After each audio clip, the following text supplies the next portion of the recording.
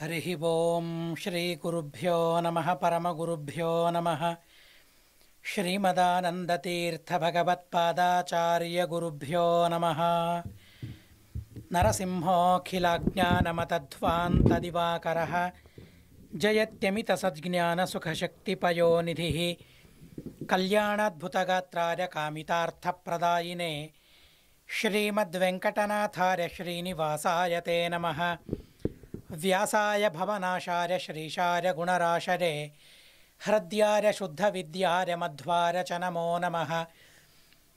नौमिन्याय सुधादिकर्जरमुनीन् श्रीपादरत्सन्मणीन् व्यासार्यान् विविधागमब्धिविहरान् श्रीवादिराजानपि वन्दे हंसवरान् रघुत्तमगुरून् वैदग्ध्यवारां निधीन् श्रीसत्यव्रतराघवेन्द्रमुनिपान् सद्बोधसध्यानपान् सत्याभिज्ञकराब्जोत्थान् पञ्चाशद्वर्षपूजकान् सत्यप्रमोदतीर्थार्यान् नौमिन्यारसुधारतान् शास्त्रेषु पारदृश्वानं शास्त्रज्ञेषु च वत्सलं दीनभक्तोद्धारकरं सत्यात्मानं गुरुं भजे। विद्यापीठविधातारं विद्यावारिधिचन्दिरं विद्यार्थिवत्सलं वन्दे महामहिमसद्गुरुम्।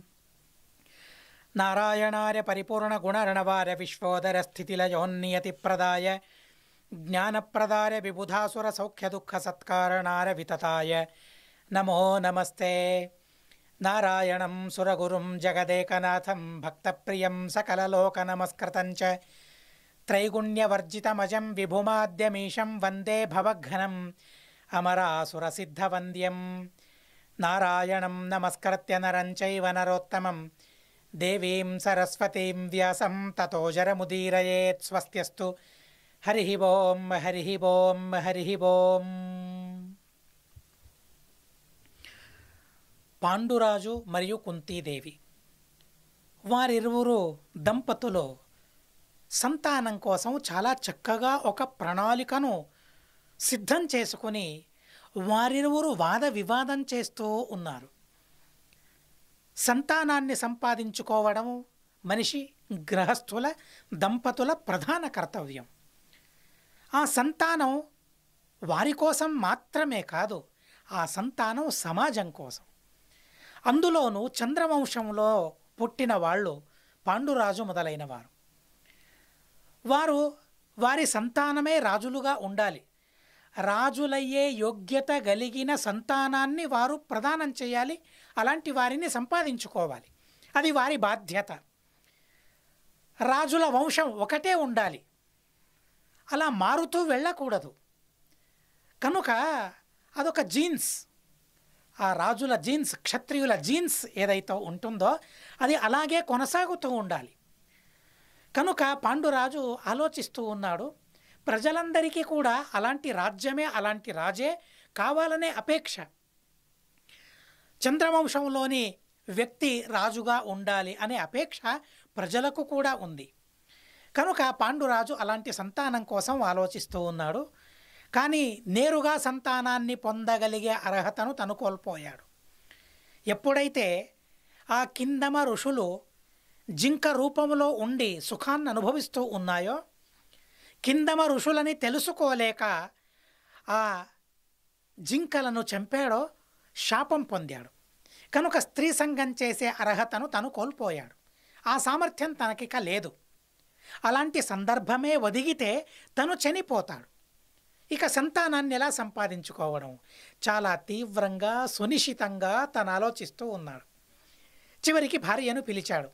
ఏదైనా భార్యతో కదా ఆలోచించి తీర్మానించదగినది ఇలాంటి విషయాలు. భార్యను పిలిచి చెప్పాడు, చూడు, ఇది ద్వాపర యుగం. ఇప్పుడు నియోగ పద్ధతి ధర్మం అది. కనుక ఒక చక్కని బ్రాహ్మణుణ్ణి పిలిచి ఆ బ్రాహ్మణుని ద్వారా సంతానాన్ని పొంది సమాజానికి రాజుగా మనం ఇవ్వాలి. నీ ఆలోచన ఏంటి అని అడిగాడు. అడిగితే కుంతీదేవి ససేమిరా అంది. నీ సంపర్కం తప్పితే నేను మరో పురుషుని సంపర్కం చెయ్యను అని తేల్చి చెప్పేసింది కుంతీదేవి. ఎలాంటి తన అత్యద్భుతమైన సంకల్పమో చూడండి. మనిషి సంకల్పించాలి, ఆ సంకల్పం పరిశుభ్రంగా ఉండాలి. అలాంటి పరిశుభ్రమైన సంకల్పం కల మహితాత్మురాలు ఆ కుంతీదేవి. కనుక ససేమిరా అంది. నచ్చ చెప్పాడు రాజు, పాండురాజు. అయినా కూడా తను ఒప్పుకోవడం లేదు. అందుకోసం వ్యుషితాశ్విని గాథను తను చెప్పింది. ఆ గాథను కూడా మీరు విన్నారు. ఆ గాథను చెప్పిన తరువాత పాండురాజు మళ్ళీ అన్నాడు, సరే విషుతాశ్వుడు తన శవం ద్వారా సంతానాన్ని సంపాదించుకున్నాడు. అదొక దైవీ ఘటన. అలాంటి సామర్థ్యం తనకుంది, తనకు యోగ్యమైనది. కానీ ఆ యోగ్యత అందరికీ ఉండాలి కదా. ఎవరో చేశానని అలా మనం కూడా చేయడం కుదురుతుందా? కాదు కదా. కనుక మాకు ఏది ధర్మమో, మా వల్ల ఏది సాధ్యమో, రెండు, మా వల్ల సాధ్యమైనది ఉండాలి, అలాగే మాకది ధర్మమై ఉండాలి. అలాంటి పనిని మనం చేయాలి. అసాధ్యంగా ఉంటుంది కానీ ధర్మం, అలాంటి పనిని మేము చేస్తామా? లేదే, ధర్మమైనా నా వల్ల సాధ్యం కాదురా అంటాం మనం. ధర్మం ఉంటుంది కానీ అది సాధ్యంగానే ఉంటుంది. అలాంటి వాటిని మనం ఎంచుకోవాలి, ఆ ధర్మాలను మనం పరిపాలించాలి. ద్వాపర యుగంలో ఉన్నాం కాబట్టి నియోగ పద్ధతి ధర్మమైనదే. కనుక మేము అసాధ్యమైనది, విషుతాశుడు ఎలా సంతానాన్ని సంపాదించుకున్నాడో అలా సంపాదించుకోవడం నా వల్ల సాధ్యం కానిది ఇది. అలాంటి ఆలోచనలను కూడా చేయనవసరం లేదు. కనుక ఏది విహితమో, ఏది కర్తవ్యమో, ఏది సాధ్యమో దాన్ని మనం ఆలోచించాలి. కనుక ఓ బ్రాహ్మణుణ్ణి పిలిచి నువ్వు సంతానాన్ని పొందాలని తను చెబుతూ ఉన్నాడు. మన్నియోగాత్ సుఖే శాంతే ద్విజాతేస్తపసాధికాత్ పుత్రాన్ గుణసమాయుక్తాన్ ఉత్పాదయితుమర్హసి త్వత్కృతేహం పృథుశృణి గచ్చేయం పుత్రిణాం గతిం.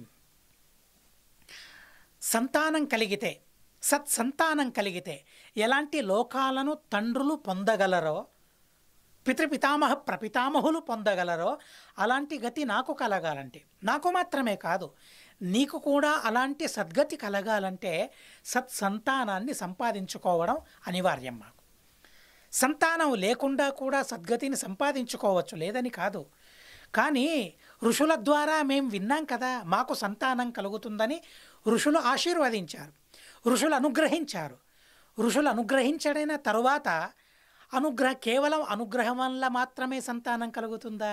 లేదు కదా. దానికోసం ప్రత్యేకమైన ప్రయత్నాన్ని చేయాలి కదా. ప్రయత్నం చేయకుండా కేవలం అనుగ్రహం వలన ఎవరికి సంతానం కలిగింది? కలగదు కదా. కనుక ప్రయత్నం కూడా చేయాలి. ఆ ప్రయత్నానికి అనుగ్రహం తోడవ్వాలి, గురువుల అనుగ్రహం తోడవ్వాలి. అలా ఋషులు అనుగ్రహించారు. అనుగ్రహించాలని ఇక నాకేం అవసరమని ప్రయత్నం లేకుండా కూర్చుంటే, కనుక ప్రయత్నం చేయాలి. కనుక ఆ సత్ ప్రయత్నాన్ని నువ్వు చేయాలి. నీ వల్ల నేను సద్గతిని పొందాలి, మనం సద్గతిని పొందాలి, పితృవంశానికి ఉద్ధారం కలగాలి అని చాలా చక్కగా తను చెబుతూ ఉన్నాడు. ఇలా చెప్పిన తరువాత కుంతీదేవి పాండురాజుకు చెప్పింది. ప్రత్యువాచ వరారోహ భర్తు ప్రియహితైరత. తను మాట్లాడడం ప్రారంభించింది. ఎలాంటిది కుంతీదేవి, ఎలాంటి పాతివ్రత్యం తనకుందో మనం గమనించాలి. ఒక్కొక్క మాటలో ఆ మహానుభావుల మహత్వాన్ని, ఆ మహానుభావుల వ్యక్తిత్వాన్ని మహాభారతం నిరూపిస్తుంది. మహాభారతం ఎంత పెద్ద అద్భుతమైన గ్రంథమో, ఎంత పెద్ద ఇతిహాసమో మనం తెలుసుకున్నాం. వేదాల కన్నా అత్యుత్తమమైన గ్రంథరాజం ఇది మహాభారతం. ఇలాంటి మహాభారతంలో ఒక్క మాట చాలు, ఒకరి గురించి చెప్పిన ఒక్క మాట చాలు, ఆ ఒక్క వ్యక్తి గురించి చెప్పిన ఒకే ఒక్క మాట చాలు, ఆ వ్యక్తి యొక్క వ్యక్తిత్వం ఏంటో మనకు అర్థమవుతుంది. అవును కదండి. కనుక మహాభారతం లాంటి అతి గొప్ప గ్రంథంలో కుంతీదేవిని గురించి చెబుతూ ఉన్నారు. భర్తు ప్రియహితే రత వరారోహ, భర్తు ప్రియహితే రత. ఎల్లప్పుడూ కూడా నా భర్తకు ప్రియంగా నేనుండాలి, భర్తకు ప్రియమైన పనులను నేను చేయాలి, అలాగే భర్తకు హితముగా నేను నడుచుకోవాలి, తనకు హితం కలిగేలా నేను ఉండాలి, అలాంటి పనులను నేను చేపట్టాలి. చూడండి, హితమైన పని ప్రియంగా ఉండదు, కొన్ని సందర్భంలో ప్రియమైన పని హితంగా ఉండదు. కానీ తను ఎలా ఆలోచించిందంటే, నా భర్తకు హితం కూడా కలగాలి, తనకు ప్రీతి కూడా కలగాలి, అలాంటి పనిని నేను ఇప్పుడు చేయాలని తను ఆలోచించింది. ఇదే పతివ్రత స్త్రీల లక్షణం ఇది. అలాంటి లక్షణ సంపన్నురాలు కుంతీదేవి తను ఆలోచించి చివరికి చెప్పింది, శృణు చేదం మహాబాహో మమ ప్రీతికరం వచ. స్వామి, నేను మాటను చెబుతాను, దానివల్ల నాకు కూడా సంతోషం, మీకు కూడా దానివల్ల సంతోషం కలుగుతుంది.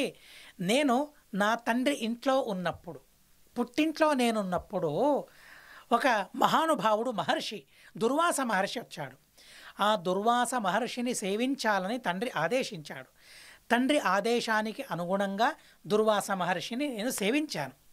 సేవించిన తరువాత నా ఈ ప్రారంధాన్ని గమనించారేమో ఆ మహానుభావులు, కనుక నాకు మంత్రాన్ని ఉపదేశించారు. సంతానప్రదమైన మంత్రం అది. ఏ దేవతల్ని పిలిచినా ఆ దేవతలందరూ కూడా వచ్చి నీకు సంతానాన్ని కలిగిస్తారనే అత్యద్భుతమైన దివ్య మంత్రాన్ని వారు మాకు ఉపదేశం చేశారు. కనుక ఆ మంత్రం ద్వారా సంతానాన్ని నేను పొందవచ్చు, కానీ నీ అనుమతి ఉన్నప్పుడు మాత్రమే. బ్రాహ్మణుణ్ణి పిలవాలా లేదా దేవతల్ని పిలవాలా ఆ తీర్మానం మీది. కానీ నాకు మంత్రవరం ఉంది, మంత్రోపదేశం నాకు కలిగింది. దాన్ని మీ ముందు చెప్పడం నా కర్తవ్యం కాబట్టి ఇలాగే చేయాలని, దేవతల్నే పిలవాలని, వారినే ఆమంత్రించాలని నా అభిప్రాయం కాదు. చివరికి తీర్మానం మీదే. ఇలాంటి మంత్రం నాకుంది. అలాంటి మంత్రబలం చేత నేనే దేవతల్ని పిలవమన్నా పిలుస్తాను, లేదా ఉత్తములైన బ్రాహ్మణుల వల్ల సంతానాన్ని పొందాలని మీ ఆదేశమున్నా కూడా ఆ ఆదేశాన్ని నేను పరిపాలిస్తాను అని తన భర్తకు చెప్పింది, పాండురాజుకు చెప్పింది. తస్య ప్రసాదాత్తే రగ్నిపుత్రో భవిష్యతి ఇత్యుక్తాహం తథాతేన పితృవేష్మని. భారత అనుజ్ఞాత త్వయా దేవం ఆహ్వయేయమహం నృప. ఎవరిని నేను ఆహ్వానించాలి? మీరు అనుమతించాలి అని కుంతీదేవి చెప్పింది. అనప్రత్యకృతం యస్తే శోకం వీర వినేష్యతి. సంతానం లేదనే శోకం తొలగిపోవాలి. కనుక ఈ ఉపాయం ఉంది. ఈ ఉపాయంలో దేన్ని నేను అనుష్ఠానం చేయాలి?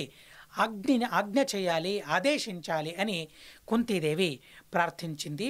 అలాగే కుంతీదేవి మళ్ళీ చెబుతూ ఉంది, అనుజానీహి భద్రంతే దైవతం హి పతి స్త్రియ.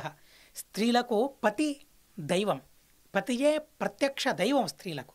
కనుక మీరు ఆదేశిస్తే, మీరు ఆదేశించిన దానికి అనుగుణంగా నేను ఆ దేవతల్ని కానీ బ్రాహ్మణుల్ని కానీ నేను ఆహ్వానిస్తాను. దేవాత్ పుత్రఫలం సద్య విప్రాత్ కాలాంతరే భవేత్. కానీ ఇక్కడో చిక్కుంది, ఇక్కడో ముడి ఉంది. బ్రాహ్మణుల ద్వారా సంతానాన్ని పొందమని నీ ఆదేశం సరే, కానీ బ్రాహ్మణుల ద్వారా సంతానాన్ని పొందాలంటే అందుకోసం 9 నెలలు 10 నెలలు ఆగాల్సిందే. అంతవరకు అలాగే వేచి ఉండాల్సిందే. కానీ దేవతల ద్వారా సంతానాన్ని పొందడం అంటే క్షణంలోనే అది సిద్ధిస్తుంది. అది దేవతల సామర్థ్యం, అది దేవతల వ్యాపారం. కేవలం మీ గమనం కోసం మాత్రమే ఈ మాటల్ని చెబుతూ ఉన్నానే తప్ప దేవతల్ని పిలవాలని కానీ బ్రాహ్మణుల్ని పిలవకూడదు అని కానీ నా అభిప్రాయం కాదు అని తను చెప్పింది. చెప్పిన తరువాత పాండురాజుకు చాలా సంతోషం కలిగింది. ధన్యోస్మి అనుగృహీతోస్మి త్వన్నో ధాత్రి కులస్యహి. ఎంత చక్కగా తన భార్యతో మాట్లాడుతూ ఉన్నాడో గమనించండి. ధన్యుణ్ణయ్యాను నేను నీ వల్ల. ఎలాంటి భావన తనకుందో చూడండి. పాండురాజుకు తన భార్య పైన కల మక్కువ, ప్రేమ, ప్రీతి, గౌరవం ఎలాంటిదో మనం గమనించాలి. భార్య భర్తలు నిజమే, భార్య భర్తను సేవించాలి నిజమే, భార్యకు భర్త ప్రత్యక్ష దైవం నిజమే. అయినా కూడా భార్య వల్ల ఇలాంటి పరమోపకారం నాకు కలుగుతూ ఉందని గమనించిన పాండురాజు భార్యను ఎలా పరిచరిస్తూ ఉన్నాడో, భార్యతో ఎలా మాట్లాడుతూ ఉన్నాడో, భార్యను ఎలా గౌరవించాలని నేర్పుతూ ఉన్నాడో మనం గమనించాలి. నిజమే, భార్య వల్ల కదా నాకు గౌరవం దక్కింది. పాండురాజుకు 5గురు సంతానం. పాండవులు ధర్మరాజ, భీమ, అర్జున, నకుల, సహదేవ ఎంతటి మహానుభావులు.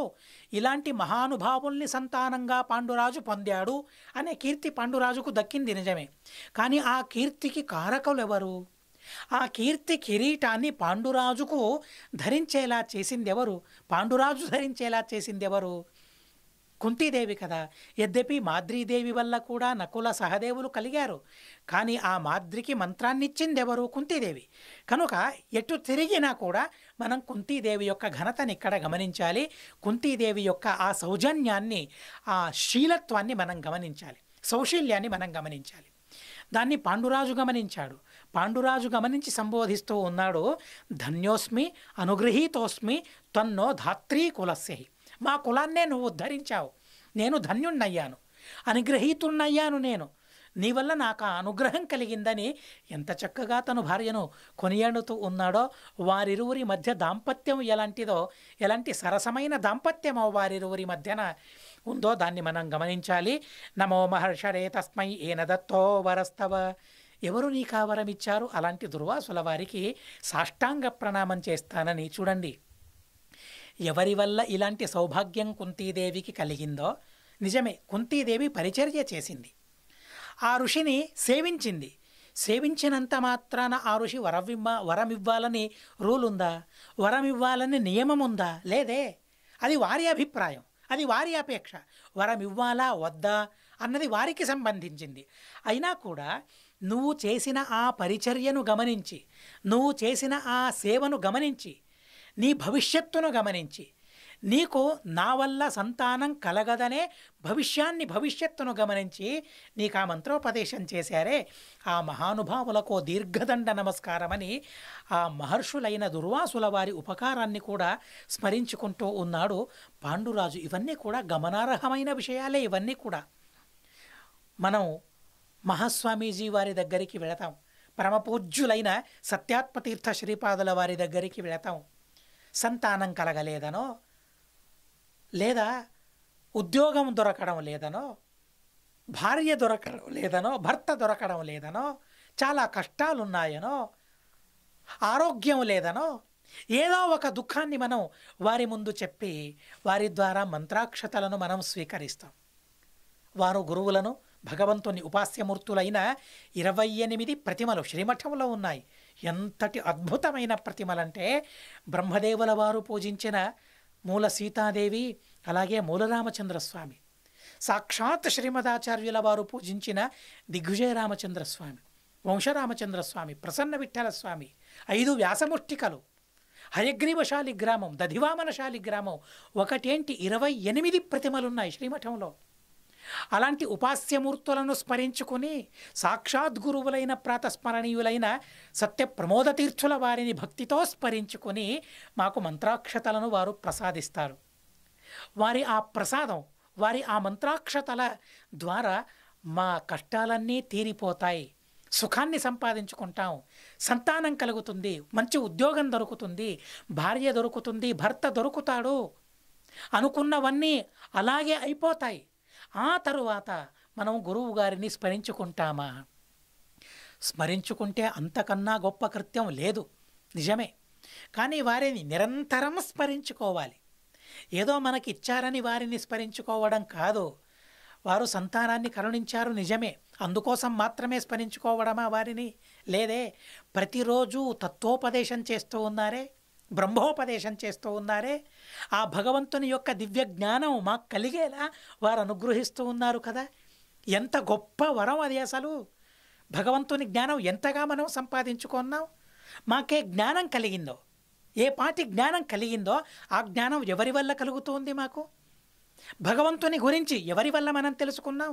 గురువుల గురించి ఎవరి వల్ల తెలుసుకున్నాం? ధర్మం గురించి ఎవరి వల్ల తెలుసుకున్నాం? ఆదరం ఉండాలి, ఎవరి వల్ల నేర్చుకున్నాం? భక్తి, జ్ఞానం, వైరాగ్యం ఎవరి వల్ల నేర్చుకుంటూ ఉన్నాం? మాలో మార్పు కలిగింది ఎవరి వల్ల కలిగింది? మా కనువిప్పు కలిగింది ఎవరి వల్ల కలిగింది? అసలు మా జీవితమే గురువుల వారు, మా జీవితమే వారి ప్రసాదం, మా ఊపిరి వారి ప్రసాదం, వారి అనుగ్రహం. అలాంటి గురువుల్ని మనం మర్చిపోగలమా? మర్చిపోతే ఏదో సంతానాన్ని అనుగ్రహించారని మాత్రమే స్మరించుకోవడం కాదు, ఊపిరి పీల్చుకోవడమే వారి అనుగ్రహం, మాలోని దివ్యత్వమే వారి అనుగ్రహం, మాలోని మార్పు వారి అనుగ్రహం. ఆ అనుగ్రహాన్ని క్షణక్షణం మేము స్మరించుకున్నా కూడా వారి ఉపకారాన్ని తీర్చడం మా వల్ల సాధ్యం కాదు. అలాంటి పరమోపకారాన్ని చేసిన మహానుభావులు సత్యాత్మతీర్థ శ్రీపాదుల వారు. పాండురాజు యొక్క ఆదేశం చూడండి. ఏ దుర్వాసుల వారిని స్మరించుకుంటూ ఉన్నారో ఆ దుర్వాసుల వంశ పరంపరలో వచ్చిన వారు సత్యాత్మతీర్థ శ్రీపాదుల వారు. మీకందరికీ తెలుసు ఈ విషయం, తెలియదని నేను చెప్పడం లేదు, మరోమారి నేను స్మరించుకుంటూ ఉన్నాను. తెలియని వారు తెలుసుకోవాలి. చిన్న చిన్న వాళ్ళు ఉంటారు, వారికి తెలియదు. ఏది ఉత్తరాది మఠం అంటే ఏంటి, మూలమేది, అంటే వారికి తెలియదు హంసనామక పరమాత్మ నుండి ప్రారంభమైన పీఠం ఇది. ఆ పీఠంలోనే దుర్వాసుల వారు వచ్చారు. దుర్వాససో జ్ఞాననిధీన్ వింద్రవాహన సంజ్ఞకాన్ చరమశ్లోకంలో మనం వారిని స్తుతించుకుంటాం. అలాంటి దుర్వాస మహర్షి యొక్క పరంపరలో వచ్చిన ఆ మహానుభావులు యతివరేణ్యులు సత్యాత్మతీర్థ శ్రీపాదుల వారు, వారిని కూడా మేము స్మరించుకోవాలి. ఏ మహానుభావుల అనుగ్రహం వల్ల కుంతీదేవికి సంతానం కలిగిందో, పాండురాజుకు సంతానం కలిగిందో, అలాంటి మహానుభావులైన దుర్వాసుల వంశ పరంపరలో వచ్చిన సత్యాత్మతీర్థుల వారి అనుగ్రహంతో మా అపేక్షలన్నీ తీరిపోయాయి, మా అపేక్షలన్నీ పరిపూర్ణమయ్యాయనే భావన మాలో ఎల్లప్పుడూ తొంగి చూస్తూ ఉంటే, అలాంటి మహానుభావుల్ని ఎల్లప్పుడూ మనం స్మరించుకుంటూ ఉంటే భగవంతునికి ఎంత సంతోషం కలుగుతుందని. కనుక దాన్ని స్మరించుకుని తీరాలి. ఆ విషయాన్ని పాండురాజు మనకు నేర్పుతూ ఉన్నాడు. నమో మహర్షరే తస్మై ఏన దత్తో వరస్తవ. ఆ మహర్షి దుర్వాసుల వారు, వారికి నమస్కారం. వారికి జీవితాంతం వినీతులుగా నేనుంటాను, వినీతుడనై నేనుంటాను. ఎందుకంటే నీకు సంతానప్రదమైన వరాన్ని వారు కరుణించారు కదా అని వారిని కూడా స్మరించుకుంటూ ఉన్నారు మహానుభావుడు పాండురాజు. ప్రవరం సర్వదేవానాం ధర్మమావాహయాబలే. ఎవరిని పిలవాలి ఇప్పుడు, ఎవరి ద్వారా సంతానాన్ని పొందాలి అని అంటే యమధర్మరాజును నువ్వు పిలవాలి, యమధర్మరాజును ఆహ్వానించాలి. తను ధర్మదేవత. రాజ్యంలో ధర్మం ఉండాలి, రాజ్యంలో ధర్మ ప్రచారం కలగాలి, ధర్మ ప్రచారం చేయాలి. కనుక సాక్షాత్తు యమధర్మరాజు నువ్వు పిలిస్తే, నువ్వు ఆహ్వానిస్తే ధార్మికంగా తను రాజ్యాన్ని పరిపాలిస్తాడు. కాబట్టి ధర్మరాజును కొడుకుగా సంపాదించుకోమని పాండురాజు ఆదేశించగా ఆ మంత్రాన్ని తను పారాయణం చేసింది. భక్తితో మంత్రాన్ని ఉచ్చరిస్తూ యమధర్మరాజును స్మరించుకుంది. క్షణంలోనే యమధర్మరాజు ప్రత్యక్షమయ్యాడు. ఎలా? ప్రశాంతమైన రూపాన్ని కనిపించాడు. యమధర్మరాజు రూపం అంటే అసలు భయంకరమైన రూపమని అనుకుంటారు. ఆ రూపం ఉంది ఎవరికి? దుష్టులకు అలాంటి భయంకరమైన తన రూపాన్ని చూపిస్తాడు యమధర్మరాజు.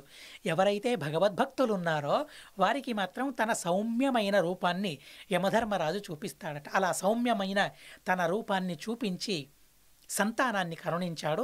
ఆ సంతానమే ధర్మరాజు. ఆ ధర్మరాజు అవతారం జరిగిన తరువాత ఆకాశవాణి అయ్యిందట. చాలా చక్కగా దాన్ని చెబుతారు. సంతానార్థాయ పాండవే లేభే పుత్రం మహాబాహుం సర్వప్రాణభృతాం వరం జాతమాత్రే సుతే తస్మిన్ వాగువాచా శరీరిణి. ఆ శరీరవాణి ఆ సందర్భంలో అవుతుంది. ఏష ధర్మభృతాం శ్రేష్ఠ భవిష్యతి నరోత్తమ యుధిష్ఠిర ఇతి ఖ్యాత పాండో ప్రథమజ స్మృత. పాండురాజుకు సుత, పాండురాజు యొక్క మొట్టమొదటి సంతానం యమధర్మరాజు వల్ల కలిగింది. తన పేరు యుధిష్ఠిర అనే పేరు. చూడండి, అశరీరవాణి తను ఆ పాండవులకు పేరు పెట్టింది. తల్లిదండ్రులు పేరు పెట్టడం కాదు, దేవతలే పేరు పెట్టారు వారికి. యుధిష్ఠిర అనే పేరును తనకు చాలా చక్కగా ఆకాశవాణి చెప్పింది. శ్రుత్వా కుంతీ సుతం జాతం బాలర్క సమతేజసం. ఇటువైపు కుంతీదేవికి సంతానం కలిగిందనే వార్త చూడండి గాంధారికి తెలిసిపోయింది. గాంధారి కూడా గర్భిణి. వేదవ్యాసదేవుల వారు వరమిచ్చారు.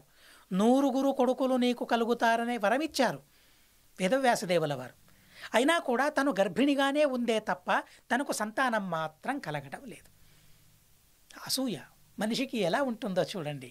నాకన్నా చిన్నది కుంతీదేవి, తనకు సంతానం కలిగింది, నాకు సంతానం కలగటం లేదేంటి? చూడండి, మనిషి అసూయ, ఆ ఈర్ష్య ఎలాంటి అనర్థానికి దారి తీస్తుందో గమనించాలి. ఈర్ష్య ఎందుకు అసలు? అసూయ ఎందుకు అసలు? అసూయ పడడం ఎందుకు? ప్రారబ్ధం. చాలా అసూయ కలిగింది గాంధారీదేవికి. తను గర్భిణి. తన చేతులతో తన పొట్టను కొట్టుకుంది. ఏంటి లోపల అసలు జీవుడున్నాడా లేదా అని చాలా గట్టిగా కొట్టుకుంది కడుపుకు. అలా కొట్టుకుంటే ఆ లోపలి శకలం ఏదైతే ఉందో, ఆ భాగం ఏదైతే ఉందో, గర్భం ఏదైతే ఉందో ఆ గర్భం మాంసఖండాలుగా కిందికి పడిపోయాయి. వేదవ్యాసదేవులకు వార్త తెలిసింది. పరుగున వచ్చారు. పరుగున వచ్చి, ఏం చేసావమ్మా ఇది? ఎందుకు ఇలా కింద మాంసఖండాలు ఉన్నాయి, పడిపోయాయి మాంసఖండాలు, ఎందుకు ఇలా చేసావు? ఏం జరిగింది అసలు అని ఆ వేదవ్యాసదేవుల వారు అడుగగా వేదవ్యాసదేవుల వారికి చెప్పింది, జ్యేష్ఠం కుంతీసుతం జాతం శ్రుత్వా రవి సమప్రభం దుఃఖేన పరమేణేదం ఉదరం ఘాతితం మయా ఇయంచమే మాంసపేషి జాత పుత్రశతాయ వై. అప్పుడు కుంతీదేవి అంది, ఏం లేదు భగవన్, ఈర్ష్య నాకు. కుంతీదేవికి సంతానం కలిగింది, తను జ్యేష్ఠపుత్రుడయ్యాడు, తనకే రాజ్యం దక్కుతుందా, మరి తను జ్యేష్ఠుడు కదా అనే అసూయ, ఆ ఈర్ష్యతో నేను నా కడుపును కొట్టుకున్నాను గనుక ఇలాంటి మాంసఖండాలు ఇక్కడ పడిపోయాయి. వేదవ్యాసదేవుల వారు అన్నారు, సరే ఎలాగైనా నేను వరమిచ్చానే, 100 కొడుకులు కలగాలని ఈ 100 మాంసఖండాలను ఘృతపూర్ణమైన కుంభంలో సంరక్షించమని చెప్పాడు. చెప్పడం మాత్రమే కాదు, వారే ఎదురుగా ఉండి ఆ ఘృతపూర్ణమైన నేతితో నిండిన ఆ కడవలలో ఒక్కొక్క మాంసఖండాన్ని వేశారు. వేస్తూ ఉన్నప్పుడు మరొక ఎక్కువ మాంసఖండం చేసి మరో 101వ కడవలో దాన్ని వేశారు. ఇలా 101 సంతానం అక్కడ కలిగారు. 100 కొడుకులు, ఒక స్త్రీ, అలా 101 సంతానం ధృతరాష్ట్రునికి కలిగారనే విషయాన్ని చెబుతూ ఉన్నారు. జన్మతశ్చ ప్రమాణేన జ్యేష్ఠ కుంతే సుతో భవత ధార్మికంచ సుతం దృష్ట్వా పాండు కుంతీం అథాబ్రవీత్.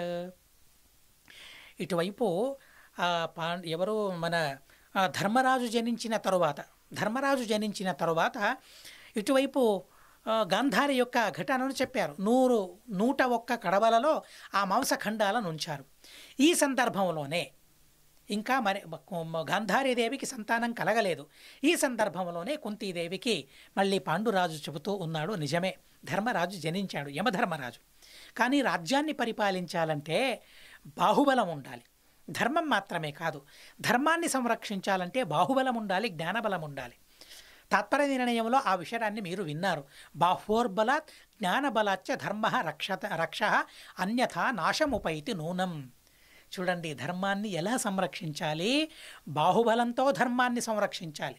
బాహుబలం మాత్రమే ఉంటే సరికాదు, జ్ఞానబలం కూడా ఉండాలి ధర్మాన్ని సంరక్షించుకోవడం కోసం. కనుక అలాంటి బాహుబల జ్ఞానబల సమేతుడైన వ్యక్తిని నువ్వు పిలవాలి. ఎవరు తను? మళ్ళీ ఆలోచించసాగారు పాండురాజు.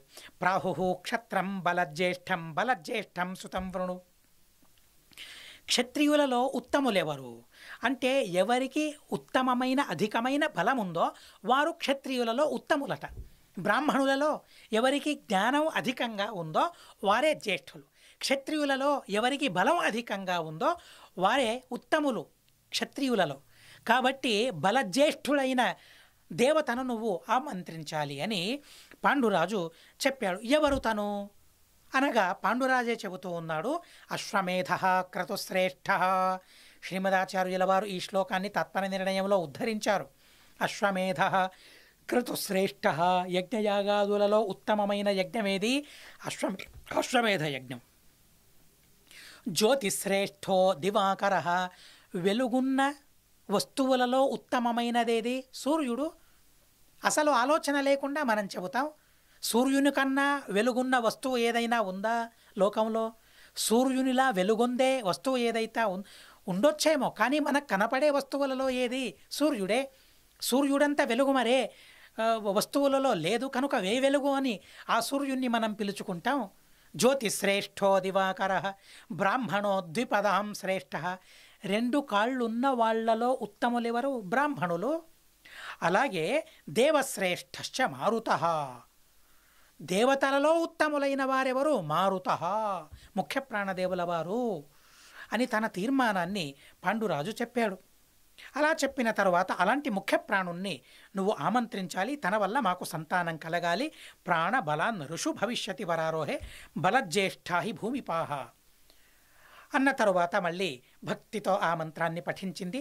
ముఖ్య ప్రాణదేవుల వారిని ఆమంత్రించగా ముఖ్య ప్రాణదేవుల వారు అక్కడ సంతానాన్ని తనకు కరుణించి తమ లోకాలకు వెళ్ళిపోయారు. ఎప్పుడైతే భీమసేన దేవుల వారు ముఖ్య ప్రాణదేవుల వారి ద్వారా జనించారో ఆ సందర్భంలో ఏం జరిగింది? తస్యాం జజ్ఞే మహావీర్య భీమో భీమపరాక్రమ తమ ప్రతిబలం జాతం వాగువాచ అశరీరిణి. అలాంటి సందర్భంలో కూడా అశరీరవాణి చెబుతూ ఉందట, ఎవరు తను అని చెబుతూ ఉంది. ఆ భీమసేన దేవుల వారు పుట్టిన క్షణంలోనే ఆ ప్రసంగంలో ఉన్న దుష్టులైన రాజులందరికీ కూడా చాలా కష్టం కలిగిందట, చాలా బాధను అనుభవించారట, తీవ్రమైన వేదనను అనుభవించారట. చూడండి, వారు పుట్టినంత మాత్రం చేత దుష్టులైన రాజులకు భయం కలిగింది. అక్కడికక్కడే మూత్రం పోశారట. అలాంటి భయం వారికి కలిగిందట. భయం కలిగింది. పగటిపూట వారు జనించారు. ఆ పగటిపూట రాజులందరూ కూడా వారికి మూత్రం కలిగిందట భయంతో. అలా దుష్ట శాసనం చేసిన వారు, పుట్టిన మాత్రం చేత అలా దుష్టులను శాసించిన మహానుభావులు భీమసేన దేవుల వారు. సజ్జనులకు చాలా సంతోషం కలిగింది. భీమసేన అని పేరు పెట్టాలని అశరీరవాణి చెప్పింది. 10వ రోజు ఆ కుంతీదేవి దేవతలను ఆ రోజు పూజించాలనే ఉద్దేశంతో స్నానం చేయడానికని తను వెళుతూ ఉందట. నిశ్చక్రామ మహావ్యాఘ్ర జిగాంసు గిరిగహ్వరాత్. అలా వెళుతూ ఉన్న ఆ కుంతీదేవిని ఓ పులి చూసింది. పులి చూసి ఆ కుంతీదేవిని తినాలని పరుగు పరుగున వస్తూ ఉండగా, చూడండి, పతి పాలకుడు పాండురాజు దాన్ని గమనించాడు. గమనించి బాణంతో అక్కడికక్కడే పులిని చంపేశాడు. ఘనఘోరంగా భయంకరంగా ఆ పులి గాండ్రిస్తూ అక్కడికక్కడే చనిపోయింది. కానీ ఆ గాండ్రింపును విన్న కుంతీదేవికి చాలా భయం కలిగింది. చేతిలో భీమసేన దేవుడు ఉన్నాడు, బాలకుడు అర్భకుడు. చేతిని విడిచిపెట్టింది. అంత ఎత్తుపై నుంచి కిందికి ఆ పర్వతం పైన పడిపోయాడు భీమసేన దేవుల వారు. భయపడినాడు అసలు. ఎవరు? పాండురాజు. అయ్యో, ఆ కుమారుడు చిన్నవాడు, అర్భకుడు, క్రింద పడిపోయాడే, తనకేమైనా అయ్యిందా, బాధ కలిగిందా అని వడివడిగా వెళ్ళి చూడ్డానికి వెళ్ళాడు. వెళ్ళి చూస్తే ఏ బండరాయి పైన తను పడ్డాడో ఆ బండరాయి 100 శకలాలుగా మారిపోయిందట. అలా పర్వతం పేరే శతశృంగ అనే పర్వతం. ఆ శతశృంగ పర్వతం పైన ఏ బండరాయి పైన తను పడిపోయాడో ఆ బండరాయి కూడా 100 భాగాలుగా అది విరిగిపోయిందట. ఆ బండరాయి కూడా. అలాంటి బలం భీమసేన దేవుల వారిని, బలజ్యేష్ఠుడైన ముఖ్య ప్రాణదేవుల వారిని ఆమంత్రించమని పాండురాజు చెప్పాడు. తన బలమేంటో పుట్టిన మాత్రంతోనే తను చెప్పేశాడు మహానుభావుడైన ఆ భీమసేన దేవుల వారు. దార సంరక్షణార్థాయ పుత్ర సంరక్షణాయ చ సదా బాణధనుష్పాణి అభవత్ కురు నందన. చూడండి, భార్యలను పోషించడం భర్త యొక్క కర్తవ్యం. కాబట్టి ఆ అడవిలో నా భార్యలకు ఏ విధమైన కీడు జరగకూడదనే ఉద్దేశంతో ఎల్లప్పుడూ ధనుష్పాణి అయి ఆ పాండురాజు తన భార్యలను తను కాపాడుకుంటూ ఉన్నాడు. ఏ రోజు పగటిపూట భీమసేన దేవుల వారు పుట్టారో ఆ రోజు వెనుకటి రాత్రి దుర్యోధనుడు పుట్టాడట. ఆ దుర్యోధనుడు పుట్టినప్పుడు నక్కలు అరుస్తూ ఉన్నాయట. నక్కలు, కుక్కలు ఇలాంటివన్నీ అరుస్తూ ఉన్నాయట. భూత ప్రేత పిశాచాలన్నీ కూడా వారికి సంతోషం, మావాడు జనించాడనే సంతోషం. అలా సంతోషంతో వారందరూ కూడా అరుస్తూ ఉన్నారట. బహూన్ విప్రాన్ భీష్మం విదురమేవచ. అలాంటి ఆ అపశకునాలను గమనించిన ధృతరాష్ట్రుడు భీష్మాచార్యుల వారిని పిలిచాడు, విదురుణ్ణి పిలిచాడు. ఇలా శకునాలు కనబడుతూ ఉన్నాయి, ఏం చేయాలి, దానికి శాంతి ఎలా చేకూర్చాలి, నా కొడుకుకేం కలగకూడదు అని అడగగా ఆ క్షణంలోనే విదురుడు చెప్పాడట, అన్నయ్య, ఈ దుర్యోధనుణ్ణి వదిలివేయమన్నాడట. తనని ఎక్కడో రాజ్యం నుండి బయటికి ఎక్కడో తనను వదిలివేయాలి. తస్య శాంతి పరిత్యాగే గుప్తావపనయో మహాన్. తనను పరిత్యజించడమే నీకు క్షేమం, రాజ్యానికి క్షేమం, క్షత్రియులకు క్షేమం, అందరికీ క్షేమం. తనను పరిత్యజించాలి. అరే, పుట్టిన కొడుకును ఎవరైనా అలా పరిత్యజిస్తారా అంటే మహాభారతం చెబుతుంది, త్యజేదేకం కులస్యార్థే గ్రామస్యార్థే కులం త్యజేత్, గ్రామం జనపదస్యార్థే ఆత్మార్థే పృథివీం త్యజేత్. చాలా గొప్ప విషయం ఇది. ఏ సంతానం వల్ల, ఎవరి వల్ల కులానికి హాని జరుగుతుందో ఒక్కడిని పరిత్యాగం చేయడంలో ఏం తప్పు లేదు కదా. ఒక్కడిని పరిత్యజించాలి. ఎవరి కోసం? కులం కోసం.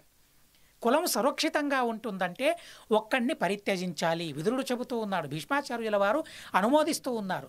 గ్రామానికి మంచి జరుగుతూ ఉందంటే ఒక కులాన్ని పరిత్యజించడంలో తప్పు లేదు. అలాగే జనపదానికి, ఒక నగరానికి మంచి జరుగుతూ ఉందంటే ఒక గ్రామాన్ని పరిత్యజించడంలో తప్పు లేదు. రాజా, నువ్వు రాజువి, నీ వల్ల అందరికీ మంచి జరగాలే తప్ప కీడు జరగకూడదు కనుక ఇప్పటికిప్పటే ఆ దుర్యోధనుణ్ణి పరిత్యజించమని చెప్పాడు. 99 నీ కొడుకులు ఉంటారు కదా, కానీ ఈ ఒక్క కొడుకుని మాత్రం నువ్వు పరిత్యజించమని చెప్పినా కూడా తను వినడం లేదు. అలాగే దుర్యోధనుని పైన మమకారాన్ని తను పెంచుకున్నాడు. తరువాత వైశ్య స్త్రీలో ఆ ధృతరాష్ట్రునికి యుయుత్సు అనే ఓ మహానుభావుడు సాత్వికుడు తనకు కొడుకు కలిగాడు. ఆ యుయుత్సుశ్చ మహాతేజ వైశ్యాపుత్ర ప్రతాపవాన్. వైశ్యపుత్రుడు, వేశ్యాపుత్రుడు కాదు, వైశ్యపుత్రుడు, వైశ్యజాతి స్త్రీ. ఆ స్త్రీకి ధృతరాష్ట్రుని వల్ల జనించినవాడు యుయుత్సు. పరమసాత్వికుడు, పాండవుల వీరాభిమాని తను యుయుత్సు. అలాంటి సాత్వికుడైన కొడుకు తనకు జనించాడనే విషయాన్ని ఈ అధ్యాయంలో ఆ సాత్వికమైన విషయాన్ని చెబుతూ ఉన్నారు. ఇది శ్రీమన్మహాభారతే ఆది పర్వణి సంభవ పర్వణి 29,100తమోధ్యాయ అస్మద్గురువంతర్గత తాత్విక దేవతాంతర్గత భారతీరమణ ముఖ్య ప్రాణాంతర్గత. శ్రీకృష్ణార్పణమస్తు. అక్షరం కర్మరస్మిన్ పరే స్వర్పితం ప్రక్షరం యాంతి దుఃఖాని యన్నామతః అక్షరోయో అజర సర్వదేవామృత కుక్షిగం యస్య విశ్వం సదా జాదికం ప్రీణరామో వాసుదేవం దేవతామండలాఖండమండనం. హరి ఓం హరి ఓం హరి ఓం అనేన భావియత్పుణ్యం అవాప్నోతు గురుర్మమ.